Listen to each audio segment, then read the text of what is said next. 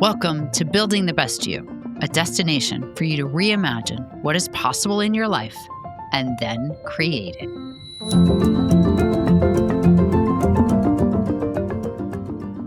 Welcome, everybody. I'm your host, Jean Collins, and today we are talking about saunas. I am excited for this one. We have Ginger Richardson with us. She is the founder of Kiin Sauna.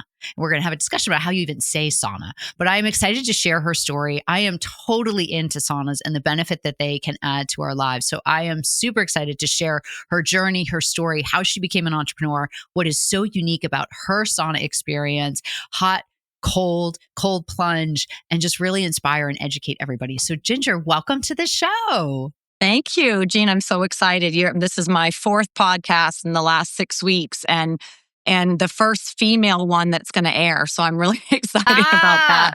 I love it. I love that everybody is so interested in what you do. So before we get into this, my producer and I were having a conversation before you joined about the word sauna. How do you pronounce the word sauna? I'm just curious. Well, I would like to say that if I was not living in the United States, I would probably say sauna. Okay. But because no one here understands that, and I guess I could be the one to start it and start changing that. But, in Scandinavia, it is definitely sauna, not sauna. And when I meet the Scandinavians in our community, which there are a fair amount, and they're coming more and more and more out of the woodwork, obviously, because of the sauna. And they're excited about it. And it's something that they do in their home countries. So they're very, very, very enthusiastic about the fact that it is a sauna and not a sauna. So, I don't know. It pops in and out here and there. I sort of say it and then people question and I tell them the reasons why. But yeah, so it is sauna. Okay. I love it. We had the discussion because he says in Finland that that's how they pronounce it, not sauna. So we were a little curious. I love that. And I didn't know that. I learned something, which is great. All right. So before we get into your business and everything about your business, I would love to share a little bit about your entrepreneurial journey because this is actually a pretty new venture for you. So I would love to share your journey and how you got here because I think it is so helpful as entrepreneurs to inspire people that our journeys are not linear. And also, it is never too late in life to try to find something new that you are passionate about, and you represent both of those things. So if you wouldn't mind, if you could share a little bit about you and your background and your journey. Yeah, sure. I'd also want to add just quickly on the linear subject that, I don't think really anything is linear. The idea that, we grow up and we get married and we have kids and we have a job and everything's perfect and you just arrive at this like perfect place. I like to think that is possible, but I just don't think it is, not in my experience anyway. So, yes, my road as an entrepreneur. I was an interior designer. I know you and I have that that background in common. I was an interior designer, but I wanted to be a gym teacher. When I was living in Canada, I had decided I was very much into sports, loved things about the body, ironically, how I end up doing something related to the body. But that didn't work out for me. I ended up going down a different path, became an interior designer, lived in Asia, but I never worked for myself. I always worked for other businesses. And again, that's not the non-linear path, is all of the things that have happened to me have sort of added up to give me the tools and the skills that I have to be able to do this now. And it happens to be at age 52 instead of at age 28 or whatever it is. And then, let me see, I was getting divorced in 2016. I actually was divorced in 2018, but in 2016, just reevaluating your life. And the book that you're going to ask me about later is the book that sort of kickstarted all of this and made me really think a lot about how I wanted to spend the rest of my time in my career. And, as a stay-at-home mom at the time, I was a stay-at-home mom for 13 years. And I never really thought I was going to have to work. I thought it was going to be I'll go back to work and I'll do something I love, and really didn't give it much more thought than that. And then when I knew I was getting divorced, I thought, I got to change this. I love interior design. I don't know if you know much about human design, but I'm a manifesting generator. Yep. And I came to realize that it's okay that I like a bunch of different things and could maybe wear a different business hat every day of the week. And decided that I wanted to become a health coach. I was alongside my interior design career, was coaching people not for money, but friends and family, talking to them about their diet and their movement and their stress and their supplements and emailing people about what food I ate. And it just sort of was the next logical step for me. So I went back to school and got my certification as a health coach just as I was about to get divorced. Started down that path and was always a sauna fanatic. Yeah. And in 2019, I was going to open a sauna, an infrared sauna inside of a gym in Westport and do my health coaching business out of there. COVID hit. The business closed. I was going to put it inside the gym. And I thought to myself, now what do I do? Like back to the drawing board. But that sauna thing had always been there. And skipping through, trying a bunch of other wellness things. I had a tallow face cream, which I still have, and I'm going to be bringing that back at some point. I was doing marketing and PR. I was just sort of like trying everything in the wellness world and started cold plunging. 3 years ago, someone invited me to cold plunge and I fell in love, even though I said I would never do that. I hated cold. Fell in love with it and started coaching people around cold plunge.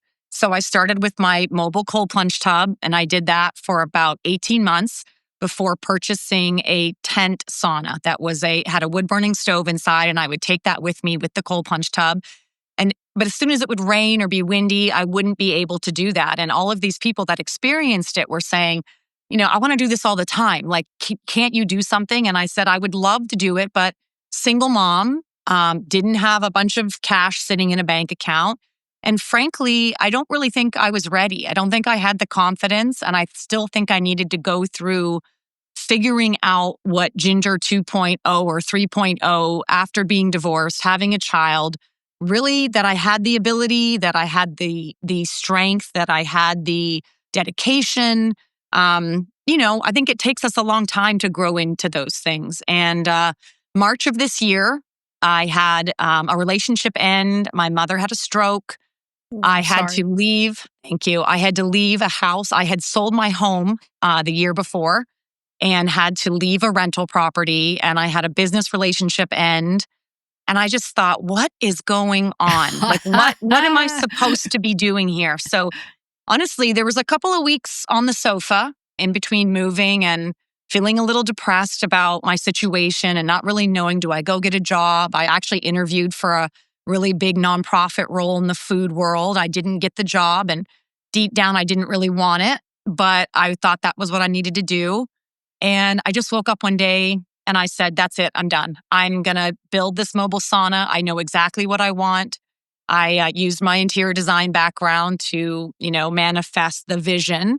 I found a contractor to build it for me, and I then hired a professional photographer and a professional branding company to do my website and help me with my brand.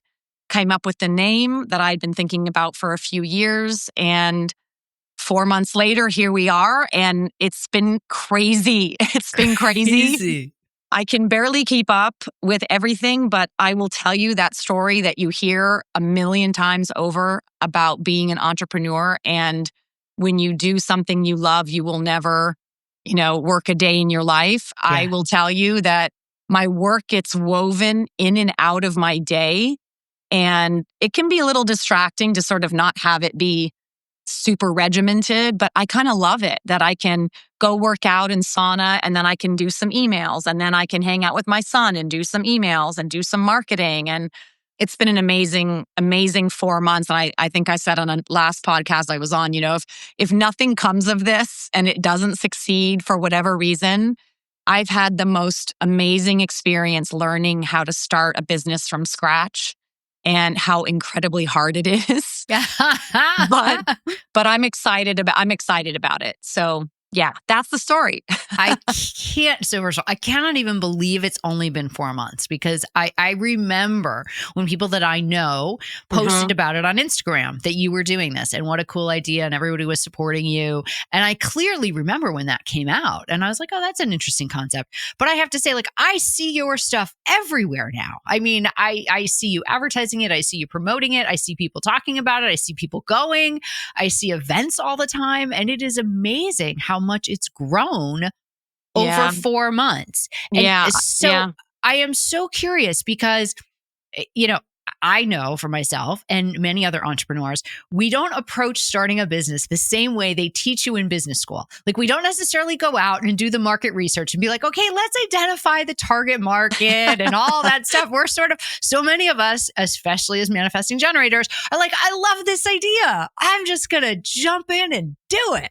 Yeah. Yeah. I mean, basically, I guess I did have a little market research just because I was doing the cold plunge and the sauna with the tent for a little while. And I could see that there was definitely a desire for it and an ask. And then when people did it, they were obsessed.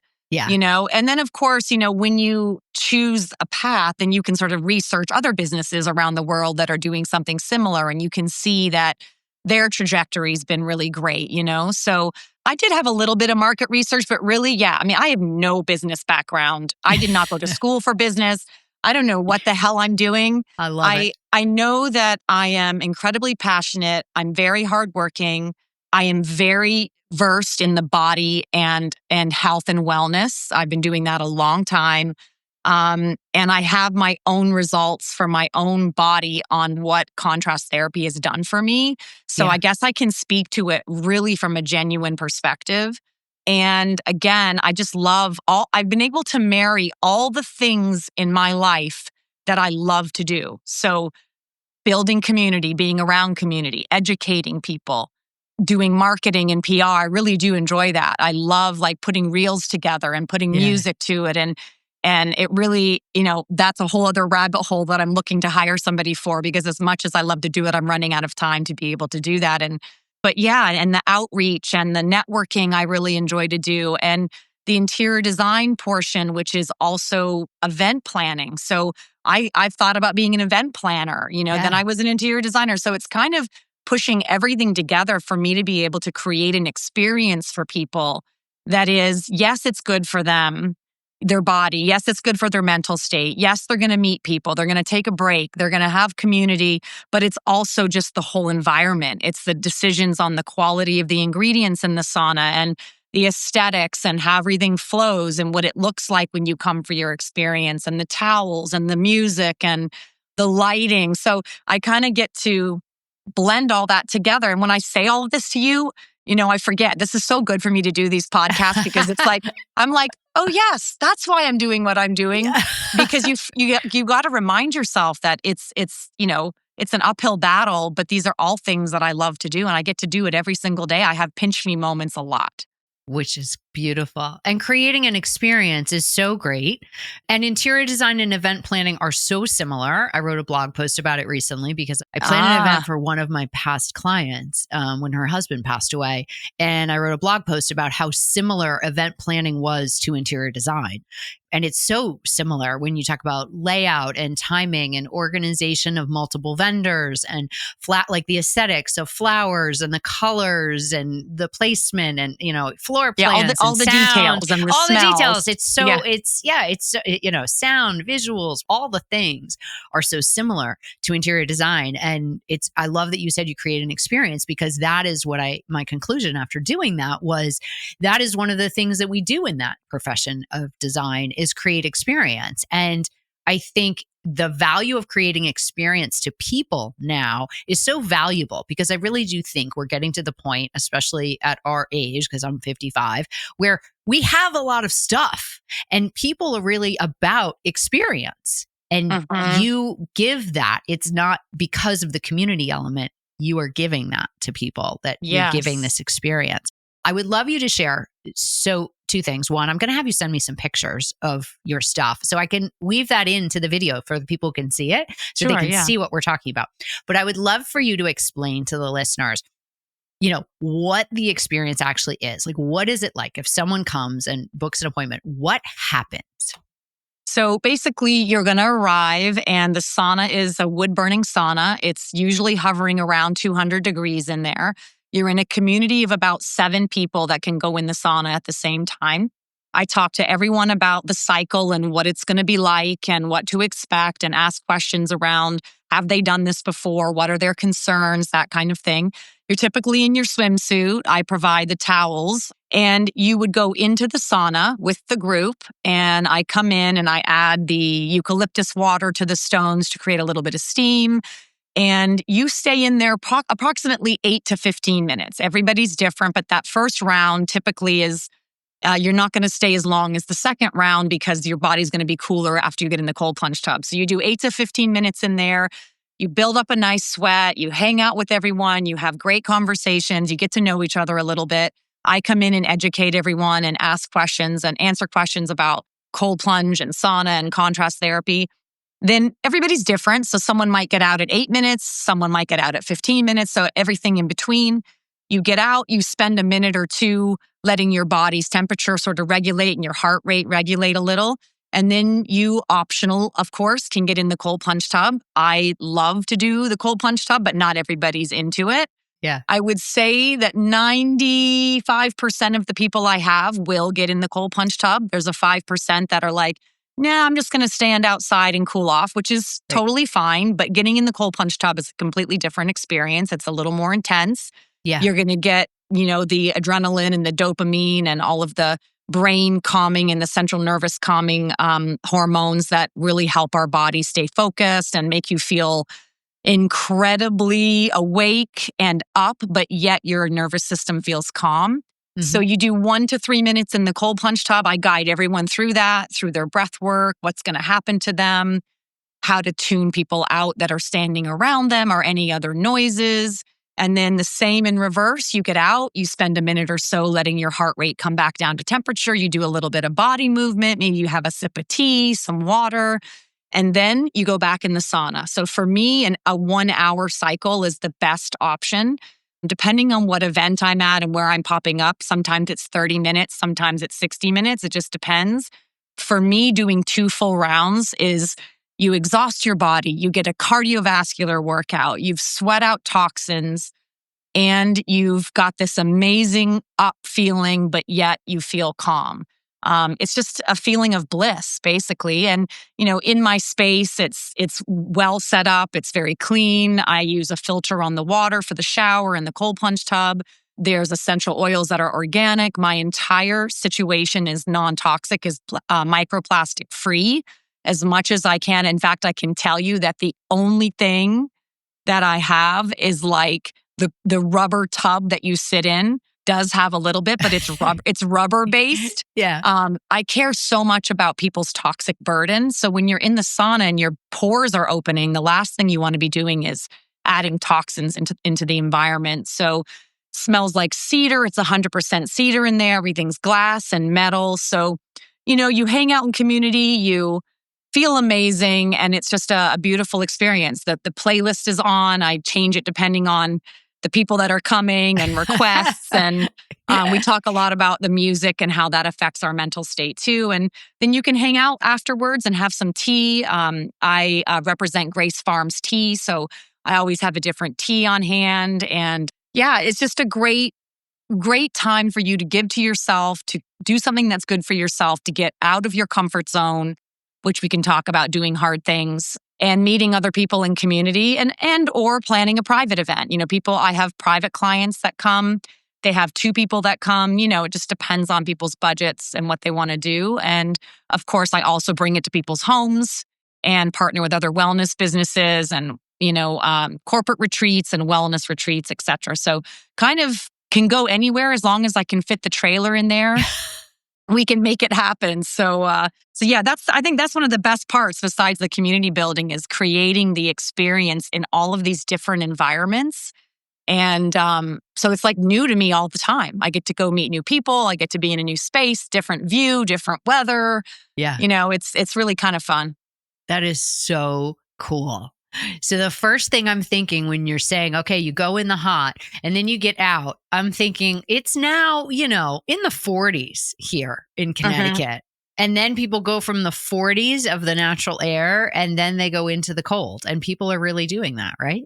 They are, yeah. So the sauna is around 200. So say if we use that example, the air temperature is around 40. The cold plunge tub, I usually keep it at around 50. Between 50 and 55. So it's actually warmer than the air. So even though it's really cold, it is warmer than the air. But I'm telling you, when you get out of that sauna, in Scandinavia, there is locations where I go to now because everyone's turning their hoses off. So I don't have access to water as much now. So it depends on the location. But in Scandinavia, if they don't have a fresh body of water, they're typically not getting into the cold plunge tub. Like we've created this whole cold plunge community where traditionally there would be a fresh body of water. There would be a lake, there'd be a river. So it's not, my business is, the mainstay is really the sauna. To me, that is the all year situation. And you can just stand outside and have the contrast between those two temperatures. Sure. It's just different enveloping your body in the water. It's more intense. You're going to get more of a kick in all of the things like the dopamine. And, it presses on the lymph because it's actually putting pressure on the body. Whereas standing outside, you're not getting that, but you're still getting amazing benefits because your blood vessels vasodilate in the sauna, they open up, and then they vasoconstrict when you come out into the cold. So even though you're not getting in the cold plunge tub, still standing outside with your body steaming, it feels incredible. So yes, it's cold, but you cool off for a few minutes and you're like, I'm ready to get back in the sauna. And that's your signal that your veins have constricted enough that you're now going to start feeling the cold. And then you get back in the sauna. And then when you're done your cycle, you get dried off. You feel amazing. I have a shower on the back of the sauna that people can rinse off. You put your clothes on and you go on with your day and you just feel amazing. So that's the scenario. That is so cool. And I also heard you burn a lot of calories too. Yes. So yeah, you're getting a cardiovascular workout. So if you look at it as the fact that just the fact that your blood vessels are opening and closing in between the hot and the cold, you're getting a cardiovascular workout and your body is trying to cool itself down when you're in the sauna and heat itself up when you're out in the cold. So yeah, you're burning calories. You're boosting your metabolism. You're boosting your immune system. I mean, honestly, I think the pinch me moments a lot, besides being in the beautiful environments, is the fact that I am bringing something. This is the message I really want people to hear. I am bringing something to our community that really has no downsides. Cold plunge, I know there's all kinds of people arguing about how women shouldn't go in the cold plunge and they shouldn't do it too cold and all these shoulds and shouldn'ts. And I'm really an advocate for listening to your body. There's enough studies to show that the cold is really amazing for us. But obviously in moderation. I'm not someone who's going to say to you, go do your 11 minutes. Like they say it's 11 minutes per week suggested. I'm never going to tell you to stay in there for 11 minutes. I am not somebody who's happy with extremes. Yeah. Listen to your body. You're doing something good for yourself just by going in the sauna, even if it's for 5 minutes, Mm-hmm. Just the fact you put yourself in the cold plunge tub and don't sit down, you did something. Yeah. Or you sit down for 30 seconds and you get a little bit of an idea, and the next time you try a little hard, stay a little longer. And for women, around your cycle, usually leading up to menstruation and during that, you're going to be more sensitive to the cold and you don't need to be in there as long, or maybe not at all. You sort of have to be more mindful about just listening to what's good for you instead of following some prescription. I know when you start, you need to have somebody guide you and give you some criteria, but I just tell people, just try it. Go in there for a little bit, go for 30 seconds, splash water on your face, just put your hands in. There's so many ways to try it. But so there's all these different ways to go about doing it. Yeah. And it does. I've done both. Cold plunge is not really my favorite, but I do. Yeah. I look at cold plunge like running. I hate to run, but man, I feel so good afterwards. Yeah. And it's like and that's what I tell people. Cold plunge is similar. I really, and I meditate and I was like, I really try. And I find it very, very difficult. The sauna I find much easier. Yeah. But when I do afterwards, I have to say, like, I actually feel really good. After 3 years, I'm still not like excited about it. Yeah. I know the benefits now and I know how I'm going to feel, but I still don't. That moment, I'm like, why am I doing this? And then you're like, oh, after that, you hit that 40-second mark and I'm like, oh yes, this is why I'm doing this, Right. And then when you can do it with the sauna, and I always say to people, the sauna is like the sweet, Totally. It's like, everybody likes the sauna. Maybe they don't want to stay too long, but everyone can get their head around how nice it's going to feel to get in a sauna. Yes. And then I'm like, okay, and you have with a side of discomfort over here. And then you can get back, and you can get back in the sauna and warm back up again, you know? It's the treat. It's the treat. Yes. So I have a question, and you might not even know the answer to this, but I remember seeing last winter, people were talking about their outdoor saunas in their yards and getting these portable sauna things, and they were wearing hats when they went inside. What is the benefit, or why would someone, I'm just purely curious, why would someone wear a hat inside the sauna? Yeah. So in Scandinavia, and every region of the world has different traditions, and some of them wear hats and some of them don't. In Scandinavia, they have a wool sauna hat, it actually is to protect your head from the heat. So instead of insulating your head and you think it's going to make you hotter, because you think that the air is heated from the stones, the fire heats the stones heats the air, and the air gets incredibly hot. So it protects your hair from being too hot. But it insulates your head. So what that means is that you can actually stay longer in the sauna than when you don't wear a hat. And I can tell you that I can stay in there at least 2 to 3 minutes longer when I wear the hat. Because if you think about heat rising, your head is going to be the first thing to get hot. So people usually say to me, I'm getting uncomfortable in here. I'm getting a bit of a headache, or I'm feeling a little lightheaded. That sauna hat makes such a huge difference. So it not only allows you to stay longer, it keeps you a little more comfortable for the time you are in there. So I'm a huge sauna hat advocate. I'm sold out of them right now. I'm waiting for my shipment to come from Poland. Okay. But mine are made of a one piece of 100% wool. Again, I don't want you to be in there with toxins and yes. So yeah, that's the hat. And I know they look funny. And everybody always messages me when I post something on Instagram, and they're like, "What are these hats?" And they're funny looking. And what's up with the hats? Why are you wearing the hats? And I'm like, people, I'm not just doing it for looks. Like, it's a thing, And I'm in the sauna so much, I have to be very careful about my hair getting, really dried out. Even when I'm working, I'm in and out of the sauna all the time. So it has so many benefits for me. And, I trust the Scandinavians. They've been doing it a really long time, and that's what they wear. So people bring them, in Russia, and they would come to the saunas. They bring their sauna hat. Sometimes it has their name on it. Mine has my name on the back. And my clients that come regularly, they bring them. They bring their hats with them. They use it, and then they go home, and you wash them and you hang them up to dry and bring them back the next time. I had no idea. Yeah, but it makes so much sense. I had no idea. And I'm so glad that you talked about what they're made out of, because I wouldn't have really thought. And as I'm thinking, I'm like, I have definitely some hats that you wouldn't want to put in there because they might have some synthetic. Yeah. I mean, and you can buy them on Amazon, but they're just not great quality. They'll have panels, and they're stitched together, and sometimes they're synthetic, as long as it's 100% wool. Ooh, that is so fascinating. All right. So what's on your bucket list? What do you want to do next, personally and professionally? Oh my gosh. Wow. That's an interesting question. I don't think about that one. For me professionally, I really just want to get the messaging out about how important it is, yes, for us to do sauna and cold plunge for the physiological benefits, but really more about disconnecting from our phones, taking time for ourselves, connecting to our community, and being in nature. And I think that our world is ripe for that scenario. People are grasping it. They're craving it. I have a teenage son. He's about to be 16. Yeah. And he has become so self-aware of when he's been on his phone too long. When his friends come over, he's the guy saying, everybody has to put their phones away. We're going to play a board game.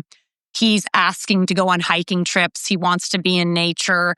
And, it's kind of like as a parenting moment of okay, I've been modeling it all along as best as I can, and now it's starting to make sense. But I think the world as a whole, our society is really starting to realize the detriment from, our screens and social media and all of it is so incredible. Look, you and I are doing a podcast in a different city, and we're able to see each other and use all these great things. But, when the bad side of it is that we're getting dopamine via something that is not natural. So I guess my goal is to get as many people exposed to sauna and the benefits and why they should have one in their house, or at least have one in their gym, and then come to mine for the community and the nature the grounding aspect of it, and really realizing that we need to use our technology in small pieces and be very intentional about it. So that's my message. That's really what my goal is to just expose as many people as possible to this idea. So hopefully I can get there, and many more mobile saunas. I'm doing my business plan right now, which I am, thank goodness I have an amazing friend who's helping me with that. And, when I started this, it was just, I wanted to do something I loved and that I got paid to do enough that I could afford to live here and, have some money in the bank. But now in the last 4 months, I've been able to see that this is maybe going to be a lot bigger than I thought it was going to be as a lifestyle brand, and using it as a platform for wellness in general, mental and physical. And so many more mobile saunas to come, hopefully. Ooh, that's so powerful too. And that's a beautiful thing. And I love that you set out not knowing, just knowing that you had a passion for it and letting it unfold and letting the universe bring the opportunities to you by not forcing that. That is just so beautiful. Thank you. I lucked out. And to do what you love. Now, are you so next crazy question, as an entrepreneur, work and life are all, as you said in the beginning, they're all intertwined. Like, we are our jobs, we are our brands, we are always on everywhere we go, we are representing our brands. So it's very hard to delineate work from not work because it's all one thing. It's all our life. So what do you personally do to find balance? Because so many people struggle with balance, and I'm a single mom. I totally get that. That raises the bar on balance and makes it so much more difficult. So, but what do you personally do? Because I love to give people kind of a glimpse and they might garner some tips or tricks based on the things that you do. I guess the first thing I want to say is that all we can do is try. So I try, I strive. I am by no means perfect. I try to have a routine, and most of the time I'm pretty good with it. I will say sauna isn't the anchor. I have an infrared sauna in my house, and I use that one personally for myself because I don't have to put the wood in the stove and wait an hour for it to heat up. My sauna's the infrared's ready in about 10 minutes or so. So it's just time wise. So for me, definitely looking at my calendar and scheduling my free time. I'm a huge music fan, a huge live music fan. So I kind of plan my week around, okay, where are the 2 days that are going to be, a little more flex, or I'm going to be able to see some live music. I'm going to be able to get outside in nature.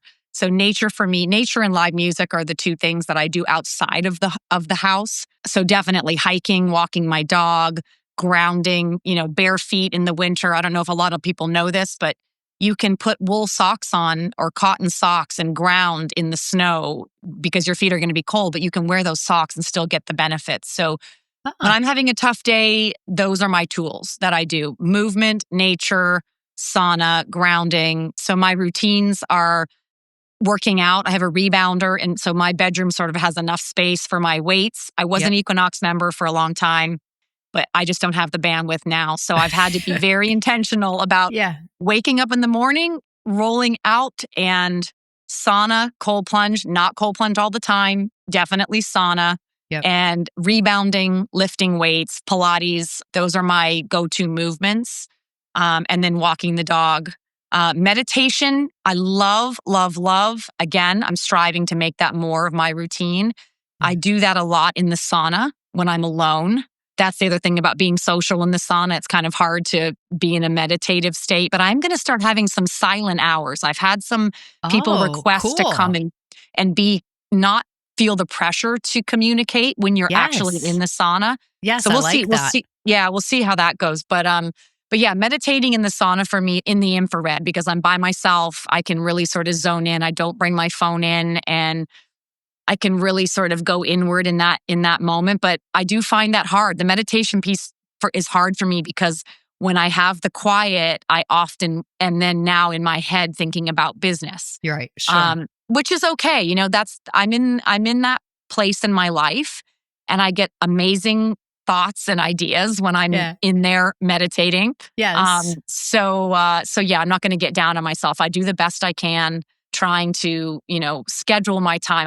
I am very intentional about scheduling my downtime. Like I look at my week and I really don't say yes to things that are going to push me over the edge.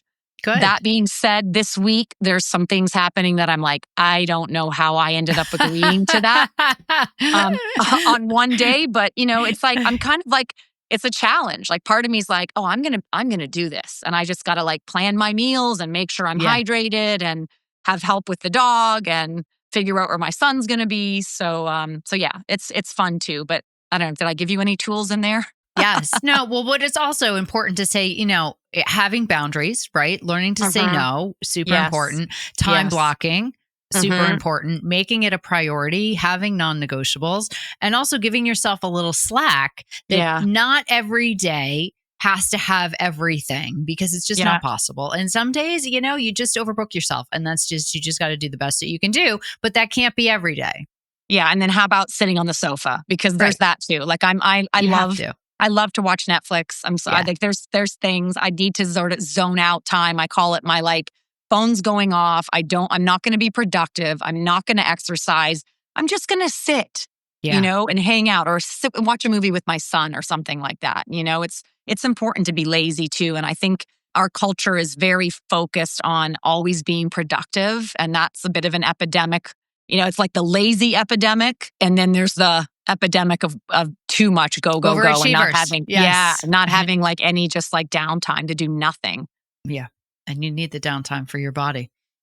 So I have another crazy question. I have two more questions and then we've definitely taken a bunch of your time. So thank you. So I have two more questions. One is about infrared versus non-infrared sauna. So you said at home you use an infrared sauna, but your mobile sauna is not infrared. Is that correct? Yes. Yeah. What if someone's trying to understand the differences, pros, cons, benefits, whether it be something in their house or something they want to go experience? Can you give any insight into the differences between the two? Absolutely. So I've had an infrared sauna for many years and I love it. So infrared is the harnessing of the sun's rays, basically, and it's put into a man-made panel that heats you through waves. So it actually heats you from the inside out. Okay. Whereas a wood-burning sauna, or traditional sauna, dry sauna that has electric heating the stones or the fire heating the stones is going to heat the air, which heats you on the outside of your body. So the big difference is that the infrared is not going to get as hot. Most infrared on the market are somewhere between 130 and 170. Mine gets to 170, which is hotter than the average infrared. I can stay in there for like 30 minutes. And in the wood burning, I'm like, 15 minutes, like half the amount of time. Yeah. So I personally sweat a lot more in the dry sauna, in the wood burning than I do in the infrared. I have to stay in the infrared a lot longer to really build up my sweat. But there are people that will tell you that the infrared is detoxing the organs first because you're getting the heat builds on the inside at your core instead of the outside. So, and that the sweat is the reason we sweat more in the wood burning is because our body just gets so hot so quickly that it makes you start to sweat. So I don't think there's a one that's better than the other. I feel like, from what I understand, I have, in my research, is that the wood-burning sauna, all of the studies that have been done on the effects of sauna is is been through traditional style sauna. So there are more studies coming out on infrared, but we don't really have the big picture yet. So when people say, oh, I have an infrared sauna company, and these are all the studies around what sauna, infrared is not really a sauna. Sauna, that word is the traditional style of sauna. So I think they're both great. I think, obviously the wood burning is not as convenient. You have to put wood in the stove, but I love that. I love the ritual of putting the wood in. I love the smell of the birch. I love looking at the fire. That's infrared light coming from the fire. And we have a physiological response to looking at fire, to gazing at the fire, makes us feel safe and calm in our central nervous system. So I'm a big nature girl. So for me, the infrared's great. You're still plugged in. You've got to make sure that you're buying a company that is caring about their ingredients, as making sure it's very low to zero EMFs when you're in there. That's really important. Again, your detox pathways are open and you can absorb things. So I like that I have both. Yeah. I would tell people research the company, make sure if you're buying an infrared or even a wood burning or an electric sauna that the quality of the materials are going to be clean. The company is transparent about what they use. They're not using crazy glues that are going to detox in your environment, and the materials are important. But I think, listen, getting in the sauna and raising your body temperature and sweating, however you want to do it, however much time you have, whether you want a Wi-Fi system that you turn it on from your phone before you get home, you know, everybody's different. And I kind of I want both. I want the wood burning, and I also would love to have the convenience of having one in my house that can just turn on at the click of a button. So that would be my advice on those two. So helpful. I've always wondered the difference. So thank you so much. Yeah, you're welcome. Wealth of information. All right. Last question for you. I ask every guest, if they can, to recommend a book or books that has impacted themselves personally or professionally. I am a true believer that books change lives. So I would love to know what your book that you recommend is. Yes. So my book is Broken Open by Elizabeth Lesser. And I was racking my brain knowing I was going to talk to you about how I came across that book. And that book crossed my path. I don't remember how, in 2016, when I knew I was, thinking about divorce and what that looked like. And that book is all about, how hard things can push us into something greater in our lives. So whether that's loss of a marriage or a relationship or someone passing away or hard times, and how that it breaks us open. And by breaking us open, we are able to hopefully see the growth possibilities in that sad, depressing situation. And that book was an absolute game changer for me. When I read that book, I can remember being in my bathroom in Weston, hiding away from my situation and reading that book and thinking this is exactly what I needed to hear, to know that there was the light on the other side of this difficult situation, that I didn't want to cry anymore in the shower, that I have a whole life ahead of me. And my mother said to me one day, Ginger, you know how you feel about your son? You know how you feel you want the best for him, and you just want him to be so happy, and how his life is the most important to you? And I said, yes. And she said, well, that's how I feel about you. And your life is just as important as your child's. And you only have one. So do the best you can. If you're not happy, change it. And I'd been through therapy and done all the things. And that book was kind of the reason I was able to have the strength to realize that I could get something good out of that really hard situation. So I can't recommend that book more highly. And there was another little one I wanted to throw at you that I mentioned. Let's do it. Yes, this is the easy one. Brave Enough by Cheryl Strayed. You mentioned that she's the author of Wild, which I haven't read. But this book is like an easy throw on your desk. You flip through every day, once a week, whatever, and you get something inspirational. And if I can, could I read one to you? Of course you can. I love it. Really quickly? Yes, I flipped it this morning waiting for you, and I was like, I have to read this one.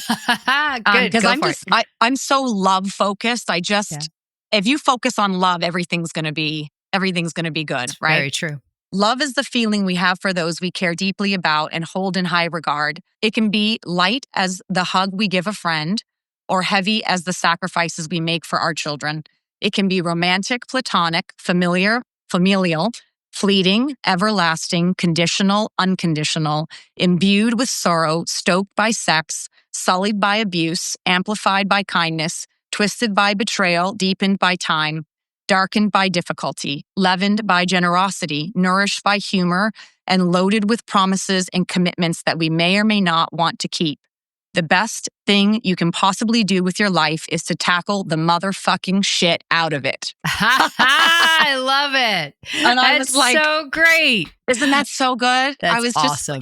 It's like everything in one little paragraph. Oh, I've got to get that book. That is great. Oh my goodness. Ginger, thank you so much for being on the show. I have learned so much about sauna and how you pronounce it, infrared versus wood burning. It is so fascinating. I love the experience that you're creating. exciting. I'm going to put in the show notes your Instagram. Everybody go follow you. Kiin Sauna. If you're local, you guys check her out. She has so many different events. You can go and participate and have the experience. I am a true believer in what you do. And just, you're so inspirational, just trying to help people live better lives. So I thank you so much for taking the time to come on the show and to educate us. It's been an honor to meet you. And I feel like I'm seeing you at the rise of your career. And I could be like, I talked to her way back in the beginning, way back in the beginning. Oh my gosh. Thank you so much. I've been so excited to connect with you. We have so many people in common. We followed each other for a long time. And I'm glad we finally got to connect through Lindsay, finally in person, and that this happened. So thank you for giving me the space to share my passion, and hopefully people will find something good out of the conversation. I appreciate you very much. They absolutely will. Okay. Have a beautiful rest of your day. Thank you. You too. Thank you for joining us for this week's episode of Building the Best You. If you are ready to take a deeper dive into transforming your life, check out my Empowerment Fundamentals course on my website, houseofgermar.com. Thank you, and I will see you next week with another inspiring guest.